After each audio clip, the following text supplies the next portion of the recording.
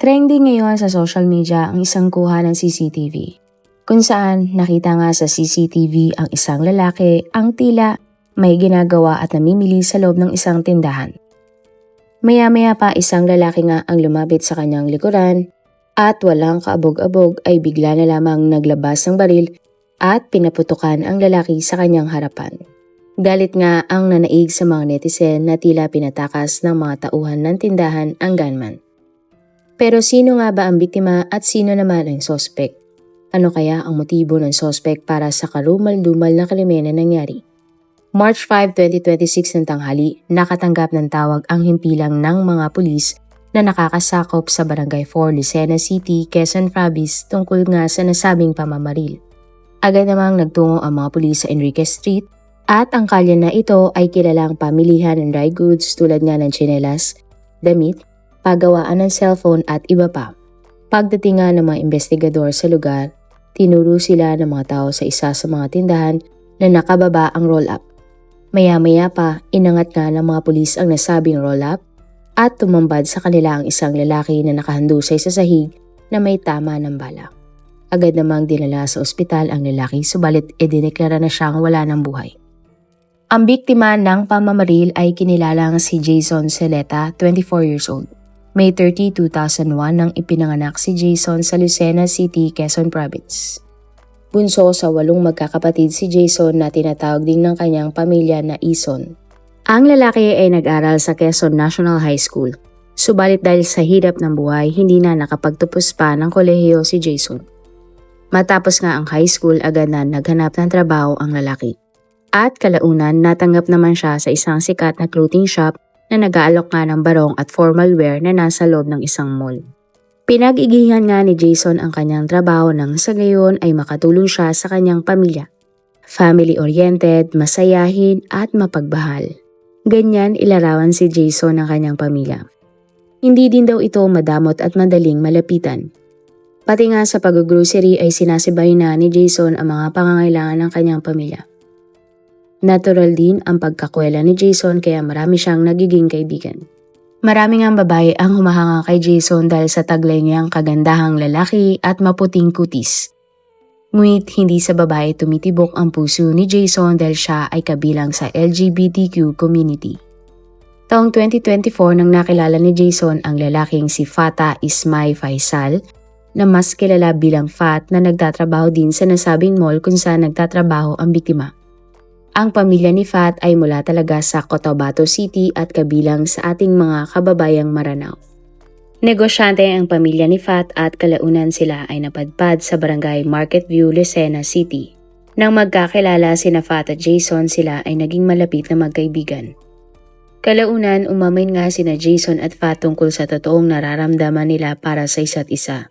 Simula nga noon, nagkaroon na sila ng isang relasyon. Sa kultura ng pamilya ni Fat, mariin nilang tinututulan ang relasyon sa parehong lalaki. Pero kabaliktaran ito sa nangyari sa pamilya ni Jason, kung saan ang relasyon ng dalawa ay maluwag na tinanggap ng pamilya ni Jason. Itinuri nga din nila ang pamilya si Fat na madalas nilang makasama lalo na sa iba't ibang mga okasyon. Minahal nga ng pamilya Zuleta si Fat tulad ng pagmamahal nila sa bunso nilang kapatid na si Jason. Pero tulad ni Jason, mapagmahal at maalaga din si Fat sa kanyang pamilya. Sa katunayan, ng November 2025 ay nilibre ni Fat ang kanyang pamilya at binilhan sila ng mga damit. Proud na proud nga din si Jason sa relasyon niya kay Fat at pinupost niya sa social media ang kanilang mga larawan o video habang sila ay nagsasayaw. At base nga sa mga post na magkasintahan, masasabi na tila nagsama na sila sa isang bahay. Kapag wala silang pasok pareho, madalas magbanding ang magkasintahan. At sa pagpasok nga ng taong 2026, magkasamang ipinagdiwa nga ni na Jason at Fat ang bagong taon sa bahay ng pamilya ni Jason. Saksi nga ang pamilya ni Jason sa pagmamahalan ng lalaki at ni Fat. Nakita nga nila ang saya sa mga ngiti ni Jason kapag kasama nito si Fat. Kaya naman nagulat ang lahat nang nalaman na ang taong responsable sa pagkamatay ni Jason ay ang dati umanong karelasyon nitong si Fat. Hindi nga makapaniwala ang pamilya ni Jason sa biglaang pagkawala ng lalaki. Pero ang masakit para sa pamilya ng biktima na ang taong pinagkatiwalaan at pinatuloy nila sa kanilang tahanan ang magiging sanhi pala ng pagkawala ng kanilang bunsong kapatid. Ayon nga sa investigasyon ng mga otoridad, isang lalaki ang lumapit sa mga pulis at nagpakilalang bayaw umano ni Fat. Ayon sa lalaki na tumanggi nang humarap sa kamera, pagmamay-ari ng kanilang pamilya ang tindahan ng tsinelas kung saan nangyari ang pamamaril. Inamin din ng lalaki na ang bumaril sa biktima na si Jason ay ang bayaw niyang si Fat. Nangako nga ang lalaki na makikipagtulungan sa mga otoridad at ibibigay pa nito ang kopya ng CCTV na nakunan mismo ang nangyaring pamamaril. Sa CCTV, makikita nga si Jason sa tindahan na pagmamay-ari ng pamilya ni Fat na nooy nakasuot ng puting long sleeve. Kapansin-pansin nga si Fat na tila hindi mapakali ng oras na ito. Maya-maya pa isang brown na paper bag ang dinampot ni Fat at nagtungo sa likod ng tindahan. Bumalik din agad-kaagad si Fat habang abala pa din si Jason sa hawak-hawak nitong damit. At makalipas nga ang ilang sandali, pumwesto sa likod ni Jason si Fat at may binunot sa kanyang bewang. Sa puntong ito, isang baril na pala ang inilabas ni Fat at walang kaabog-abog ay bigla na lamang niyang binaril si Jason. Agad ngang natumba si Jason sa kanyang kinakatayuan. Natumba at tila nagulat din si Fat sa lakas ng impact ng kanyang pagbaril. Napatayo naman sa kanyang kinaupuan ang lalaking nakasuot ng pulang damit na nasa unahan ng tindahan at kinausap nga si Fat sa kanilang lengguwahe. At ay nga sa translation ng mga netizen, tinanong ng nakapulang lalaki si Fat kung ano ang nangyari. Sumagot naman si Fat at paulit-ulit nang sinabing nabaril niya si Jason. Sunod ay itinulong nga ni Fat ang roll-up ng tindahan at inutusan ang lalaking nakapula na ibaba ang roll-up. At kahit nagulat siya sa mga nangyari at hindi naiintindihan ang nangyaring insidente, tila sinunod naman ng lalaking nakapula ang utos ni Fat at bahagyang ibinaba ang roll-up. Ilang beses pang naglakad-lakad si Fat sa tindahan hanggang sa sinabi sa kanya ng lalaking nakapula na kunin na niya ang baril at inutusan nga niya si Fat na tumakas na sa likod ng tindahan. Pinaniniwalaan na ang lalaking nakapula sa CCTV at ang nagpakilala sa mga pulis na bayaw ni Fat ay iisang tao lamang. Ang video nga ay nag-viral sa social media at napanood din ng pamilya ni Jason. Magkahalong pigati at galit nga ang naramdaman ng pamilya Zolete nang napanood ang totoong sinapit ni Jason. Agad nga nilang pinost ang mga larawan ni Fat na ngayon ay tinutugis na ng mga pulis. Ayon sa kapatid ni Jason, hindi sila titigil sa pagpapakalat ng larawan ni Fat para sa agarang pagkakahuli sa sospek. Nananawagan din sila kay Fat na sumuko na at harapin ang kasalanan na kanyang ginawa. At base nga sa investigasyon, magdadalawang taon na dapat ang relasyon ni Jason at Fat. Subalit ilang araw bago nga ang krimen, nakipaghiwalay si Jason kay Fat dahil nakakasakal na umano ang pagiging seloso ni Fat. Maging ang trabaho ni Jason ay naaapektuhan na din kaya minarapat niya nang hiwalayan si Fat. Ayon sa mga report, March 5 nang tinext ni Fat si Jason na dumaan sa kanilang tindahan bago ito pumasok para isaoli ang damit na hiniram niya kay Jason. Ang damit na nakitang dala ni Jason sa CCTV ay ginamit niya para sa kanilang Thanksgiving party. At bandang 10:33 nang dumating nga si Jason sa tindahan para isoli ang mga damit. Pero napansin umano ni Fat na may tastas ang ilalim na damit kaya ipinaayos muna niya ito sa kanyang ex-boyfriend bago umalis. Humingi naman si Jason ng karayom at sinulit kay Fat para siya na mismo ang tumahi ng damit. At sa puntong ito, walang kaalam-alam si Jason na may masama na palang balak sa kanya si Fat. Maging ang mga netizen ay nagulat sa napanood nila sa CCTV. At ay nga sa kanila, normal naman daw ang lahat dahil sina Jason at Fat ay hindi man lamang nasugatan, nag-away o nagtatalo ng mga oras na iyon. Hindi naman maiwasan ng mga netizen na sisihin ang lalaking nakapula na pinatakas umano si Fat. Ayon sa kanila, hindi dapat hinayaan ng lalaki na makaalis si Fat dahil nakapatay na ito ng tao. Naniniwala din ang mga netizen na planado ang lahat at sinubukan pang pagtakpan ng krimen sa pagbaba ng roll-up nang sa gayon ay hindi ito makita ng mga taong dumadaan. Nakatanggap naman ng marahas na salita si Fat mula sa mga netizen sa kanyang Facebook account. Isang netizen nga ang nakapansin na matapos ang krimen, Nagawa pa ni Pat na mag-online sa kanyang Facebook account. Isang netizen din ang naglakas loob na i-chat si Pat at sinabing dapat nga ay sumuko na siya sa mga otoridad dahil pinaghahanap na siya ng mga pulis para sa pagpatay niya kay Jason. Hindi naman nag-reply si Pat pero masasabi nga sa chat na ito ay kanyang nabasa at nag-heart react pa nga sa nasabing mensahe. Isang netizen din ang nag-message kay Pat at inusisa ang nangyaring krimen na kanyang ginawa pero inaway umano ng suspect ang nasabing usisero. Tinawag nga ni Pat na marites at chismoso ang lalaking nag-chat sa kanya. Nag-reply naman ang netizen at sinabi niya nga kay Pat na ang lakas umasta nito na tila ba walang pinatay na tao. Tinawag din ng netizen si Pat na mamamatay tao at sumagot umano ng suspect na wala naman daw maitutulong sa investigasyon ang taong nag-chat kaya matulog na lamang. Ay naman sa ilang comment ng netizen, naniniwala silang hindi intensyon ni Pat na talagang paslangin ang dati niyang kasintahan na si Jason. Ay nga sa ilang mga comment, nakita nila na nagulat si Pat pagkatapos niyang kalibitin ang baril at tila nabigla sa kanyang nagawa. May nagsabi din na baka akala ni Pat laruan lamang ang baril at sinubukan niya itong gamitin kay Jason. Sa post naman ng kapatid ni Jason ng March 8, isang netizen ang nag-comment at sinabing parang nakita niya umano si Pat sa Quiapo. Ikinoment naman ng isa pang netizen ang screenshot ng My Day ni Pat kung saan ipinakita ng suspect na siya ay nasa eskolta. Ay naman sa pamilya ni Pat, isusuko nila ang suspect kapag ito ay umuwi na sa kanilang tahanan at kapag nalaman nila kung saan nagtatago ang lalaki. Git nila na iwan ni Pat ang kanyang cellphone matapos ang pamamaril kaya hindi na nila makontak pa ang suspect. Kumalat naman sa social media ang mensahe umano ng suspect na si Pat kung bakit niya nagawa ang krimen. Sa unang bahagi ng chat, nangingi ng patawad si Pat sa kanyang pamilya.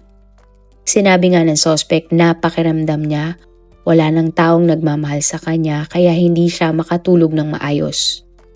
Laging umiiyak, natatakot at parang hindi na niya kilala ang kanyang sarili.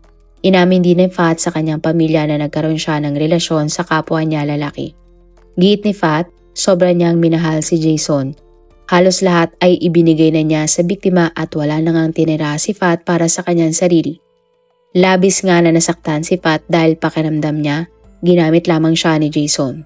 Sinabi nga ni Pat na binigyan niya si Jason ng pera, gamit at ultimo kanyang savings account ay kanyang ibinigay. Pati umano ang kapatid ni Jason ay umutang na kay Pat at ang credit card ng suspect na may lamang 40,000 pesos ay nasa biktima. Labis daw na nasaktan si Pat nang iwan siya bigla ni Jason. Kaya naman tila sinisigaw ng puso at isipan ng suspect na maghiganti sa dati niyang kasintahan. Nakwento din ng suspect na walang respeto sa kanya si Jason kahit na mas matanda siya sa biktima. Kapag galit si Jason parang hindi niya kilala si Pat at palagi siyang minumura nito sa harap ng mga kapatid ni Jason. Git pa ng suspect tila naging katulong siya ni Jason. Si Pat umano ang nagsasandok ng pagkain ni Jason at naguhugas ng pinagkainan ng lalaki. At dahil mahal na mahal ni Pat si Jason, hindi niya iniwan ng lalaki at umasa na nga ito na magbabago pa ngunit naging malala lamang ang lahat. Kung ano daw kasi ang gusto ni Jason ay ito dapat ang masusunod dahil kailangan ni Pat na pagsilbihan ang dati niyang kasintahan. Nasabi pa ng suspect na naka-confine sa ospital ang kanyang nanay pero hindi siya nakauwi dahil birthday ni Jason at nangako kasi siya sa biktima na mamamasyal sila papuntang Maynila. Nang ikinuwento nga ni Pat kay Jason na hindi sila matutuloy dahil may sakit ang kanyang nanay, galit na galit umano sa kanya ang biktima. Pinagmumura ni Jason ang suspect at sinabihan nga si Pat na hindi daw dapat nangangako ang lalaki kay Jason na hindi naman matutupad.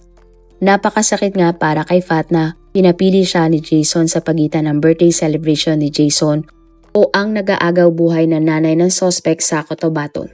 Ang pangit na karanasan umano ng suspect sa biktima ay tiniis ng suspect dahil mahal na mahal niya si Jason at umaasa nga na baka magbabago pa ang biktima.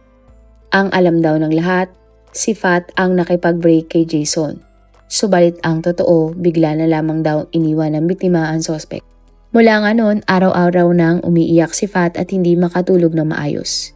Hindi din magawa ni Pat na ikwento sa kanyang pamilya ang kanyang nararanasan dahil baka hindi siya maintindihan ng mga ito. Pakiramdam ng suspect, durog na siya sapagkat araw-araw niyang nakikita na masaya si Jason habang siya ay nagdudusa sa kanilang hiwalayan. Nagsisisi din si Pat na ginastosyan niya si Jason.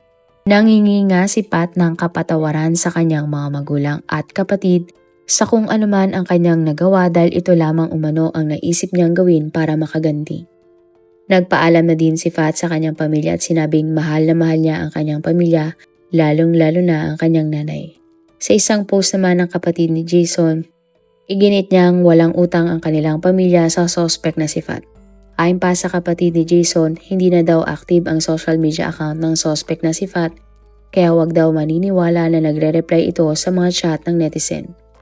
Naniniwala ang kapatid ni Jason na may mga taong gumagawa ng kaparehong account ng social media ni Pat para manggulo lamang sa kaso. Habang ginagawa nga ang vlog na ito, pinaghahanap pa din ng mga pulis ang suspect na si Pat. Nagpapatuloy pa din ang investigasyon ng kaso at malaki nga ang posibilidad na madadagdagan pa ang impormasyon o ang mga impormasyon na kulang sa vlog na ito. Ang pagkamatay nga ni Jason ay isa na namang kaso ng crime of passion kung saan labis nga na pagmamahal ang naging dahilan kung bakit pinaslang si Pat. Ang taong nangako na siya ay proprotektahan habang sila ay magkasama.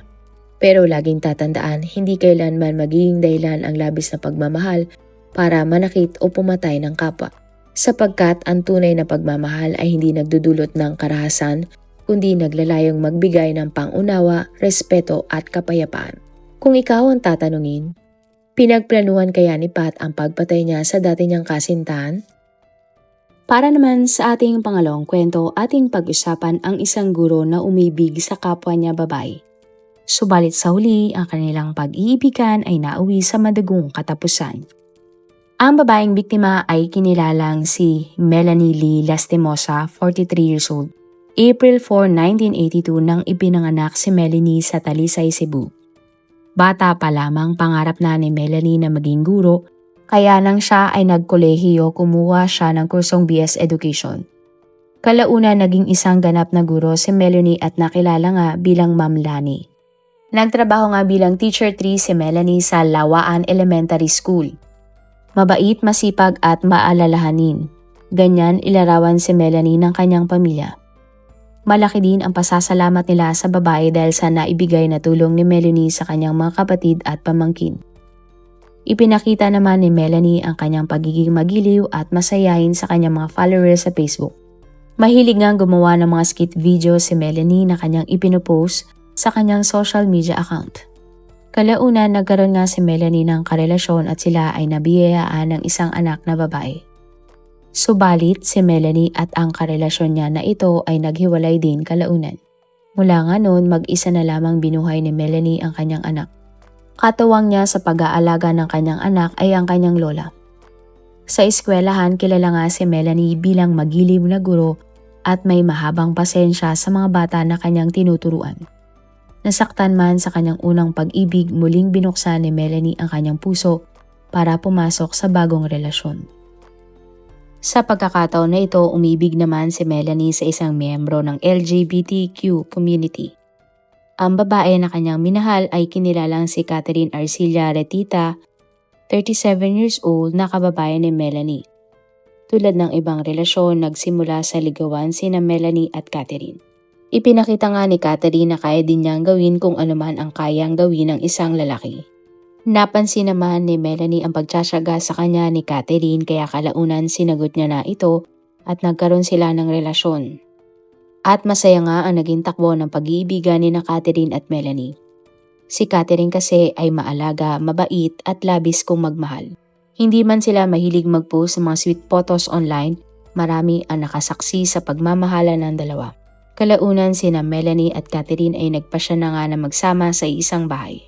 Ang magkasintahan ay umupa nga ng isang apartment sa Barangay Tubod, Cebu City. Habang ang anak naman ni Melanie ay naiwan sa pangangalaga ng kanyang lola. Madalas ay hatid sundo ni Catherine si Melanie sa eskwelahan. 7 taon na ang namumuhay na tila totoong mag-asawa ang dalawa. Subalit tulad ng ibang pagsasama, ang relasyon na magkasintahan ay nasubok din ng mga problema. Naging madalas na ang kanilang away at hindi pagkakaintindihan. Bukod doon, lagi din na nilang pinag-aawayan ang pagiging laging lasing ni Catherine. Madalas kasing makipag-inuman si Catherine sa mga kabarkada nito at napabalita din na gumagamit umano ng ipinagbabawal na gamot si Catherine. Napag-alaman din na si Catherine ay walang trabaho at ang guro lamang ang gumagastos sa lahat ng gastusin sa bahay.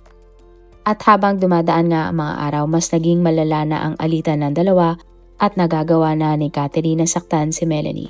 Subalit imbis na iwan ni Melanie si Catherine, nagtiis pa siya ng ilang buwan at umasa nga na magbabago pa ito. Ngunit kalaunan nauwi nga sa madugong krimen ang pananatili ni Melanie sa piling ni Catherine. October 6, 2025 nang ipinagdiwa nga ni Melanie ang National Teachers Day. Masaya nga ang guro at nakakapag-post pa siya ng larawan kasama ang kanyang mga co-teacher. Bandang alas 11 nga ng gabi nang sabay na umuwi sa kanilang bahay sina Melanie at Catherine. Lasing noon si Catherine kaya naman muli silang nagkaroon ng away ni Catherine. Narinig pa nga ng mga kapitbahay na pinagbabantaan pa ni Catherine ang buhay ni Melanie. Sinira pa nga ni Catherine ang ilang nilang gamit at mga CCTV. Sa takot nga ni Melanie, sinabi niyang isusumbong niya si Catherine sa mga pulis. At habang nagtatalo nga ang magkasintahan, ang kanilang alagang aso ay nakalabas ng bahay. Agad namang lumabas si Catherine para habulin ang aso. Matapos ngang makuha ang aso, bumalik si Catherine sa kanilang tahanan. Pero hindi siya nakapasok dahil nilak na pala ni Melanie ang gate. Ngunit nakapasok namang muli si Catherine sa bahay matapos niyang magpanggap na siya ay nakagat ng ahas. Sa awa nga at pag-aalala ni Melanie, pinapasok naman niya ang kanyang kasintahan.